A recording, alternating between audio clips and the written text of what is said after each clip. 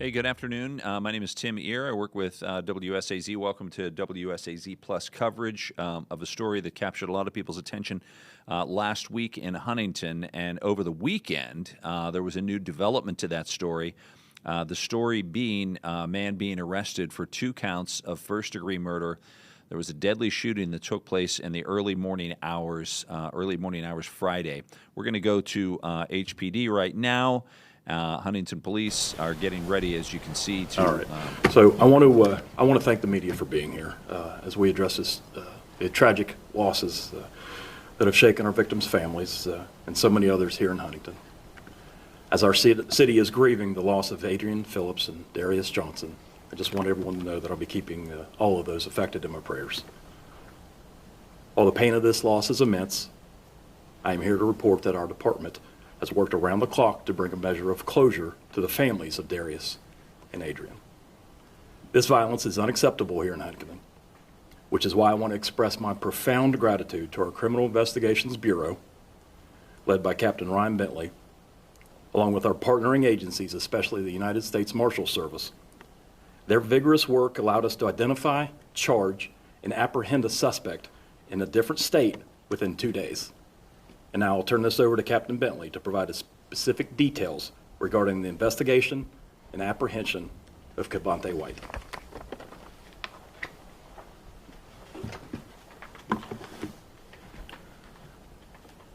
What I can tell you guys, on Friday, 2:30 in the morning, Huntington Police Department Patrol Division responded to multiple reports of shots fired in the 300 block of 14th Street. Upon arrival, it was a chaotic scene. Dozens and dozens of individuals, and they located 2 shooting victims on scene. Both of those individuals ended up passing from their injuries, one at the scene and one at a local area hospital. A third victim arrived by own personal vehicle also at a Huntington area hospital, suffering from a gunshot wound as well. He is still receiving treatment and is in stable condition at a local area hospital. At that time, dozens of investigators and detectives, forensic investigators from the Huntington Police Department began a vigorous investigation. Starting 2:30 in the morning, many not leaving for throughout the weekend. The following day, the investigation revealed that the primary suspect, the only suspect, was Cavante White, as in the release 27 out of Akron, Ohio, and detectives, led by lead detective Sergeant Brandon Adkins, obtained first-degree murder warrants ×2 for the death of Adrian Phillips and Darius Johnson. Also, an additional count of malicious wounding for the third victim. The investigation revealed that the suspect had fled Huntington area in the area of his hometown of Akron, Ohio. Through our own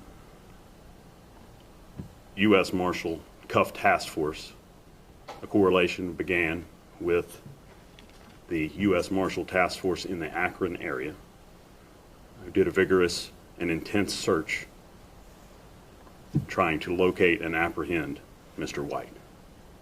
The following day, on Sunday, he was located in Canton, Ohio, and was arrested on all of these charges stemming from this triple shooting and double fatality. He is now being held in a correctional facility in Stark County, Ohio, awaiting extradition to West Virginia to face these charges. Do you all have any questions? Is there a timetable on when he's expected to be brought back? As in all charges that go out of state, he will be held as a fugitive from justice in that state, and that will depend on him if he waives his extradition or if he has a hearing. That will be on his timetable in the state of Ohio. So has he had an arraignment yet? Not that I'm aware of. I don't think so. He will be held as a fugitive from justice. His initial arraignment will be once he returns back to West Virginia, but he will have a hearing in Ohio. I would speak directly to Stark County, Ohio on that, but it will be a fugitive from justice stemming from the 2 first-degree murder warrants and malicious wounding warrant from here. You have a suspect who fled town right after, 4 or 5 hours away, then here we are on Monday. Sounds like this thing moves pretty quickly. Can you just speak to how all of this came together so quickly? Oftentimes, someone flees town and you may not even know who it is for a really long time. Yes and no. What I can tell you is we have an extremely talented group of detectives, investigators, and federal partners in this area. And we had a collaborative effort, and hundreds of man-hours were put into this case. As far as individual specifics of what we did and how we did it, and we'll have to keep that under wraps. That's part of the investigation. We don't want to reveal that at this point. However, I agree with you. It was a very quick turnaround. We did have warrants on file for this individual almost within 24 hours. And he was in custody within 48, approximately. It's a little bit more than that. Can you all speak to his connection to Huntington? I think you mentioned Akron's his hometown. It's a long way from home. What in the world might he have been doing here?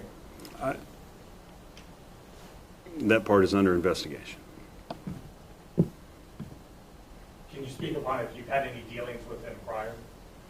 No, we have not. And then also making that arrest kind of relatively quickly after, just for the families, the friends of the victims, just kind of how important is that, and kind of maybe if you spoke to them when you let them know that he was apprehended? Yes. Sergeant Brandon Atkins has spoken directly with the families. While we cannot appreciate and understand what their loss is, I would like to think that it helps with some sort of closure, but nothing's going to bring their loved ones back. I guess in the modern day, you all have a lot of things at your disposal that maybe you did 10, 20, 30 years ago. Can you speak to the role that maybe modern tech, surveillance cameras may have played into figuring out who this was and where they were going? I can tell you that it played a role. I can't go into specifics. And then how important is that cooperation with what you guys do here with law enforcement that's out of state that helps track somebody down? Well, what I can tell you is the Huntington Police Department has active members that participate in the U.S. Marshal, so let me say it correctly, the U.S. Marshals Service Southern District of West Virginia Cuff Task Force. Within this cooperation that we are members of, we had direct communication with the U.S. Marshal Service Northern Ohio Violent Fugitive Task Force. That was fantastic as far as the communication, timeliness, and just efficiency to get him in custody very quickly.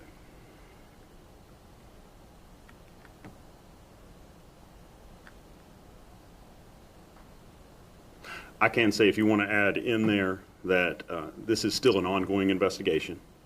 And as you can imagine, this was just outside of a Huntington nightclub where there was well over 100 people.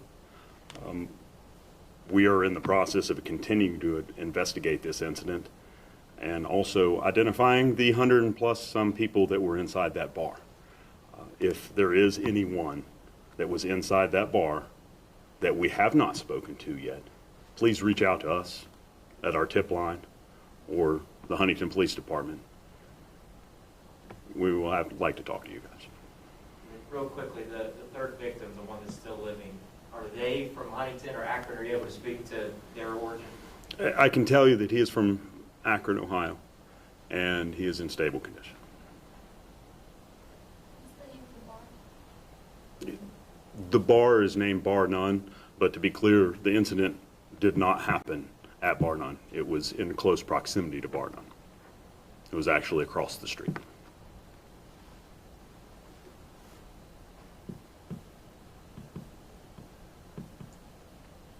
Is that everything, guys?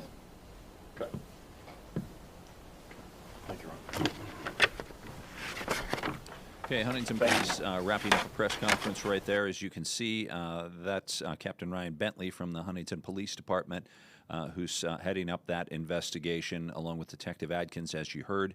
The chief making some very brief comments, actually speaking about the fact that he believes that right now is the time to have sympathy for the victims' families. There are 2 victims here again. This was a double murder that took place in the early morning hours last Friday and an arrest was made. The arrest actually taking place in Ohio, in Starr County, Ohio, of the suspect. The suspect's name is Cavante White. From the Akron area. They say that he fled. You heard Captain Bentley say that he fled the area, the Huntington area, shortly after the incident, and was found, thanks to work by the U.S. Marshal Service. He was found in the Stark County area, and he will be brought back to Huntington to face those charges. Also, an additional warrant is out for felony malicious wounding. We did mention, and you heard towards the end of that press conference, Joseph Payton asking the question about another individual, that third individual, and whether that person who was injured, who's in the hospital, was from the Akron area as well. So the connection between that third person and the other two people who were shot, who were from Huntington, and yet the suspect, who is from the Akron area, there are a lot of missing pieces as far as public information goes. Not necessarily missing pieces for the police, but as you heard from the captain, there's only so much they can say right now, because they have to, what the police have to do is ball up everything in their investigation that they have and put a nice string around it and present that to the prosecutor's office. The prosecutor then, of course, then has to take all the information that's in that ball and open it back up again, unravel everything before they end up taking this case forward, whether that's in trial or whether that's a plea agreement that they make with that suspect that takes place. So that will all be determined in the days, weeks, and months ahead after the extradition takes place. So this is only the beginning of this investigation, but a huge step. And Joseph even mentioned that in his questions to Captain Bentley. He asked specifically about how quickly that happened and how they did it so quickly.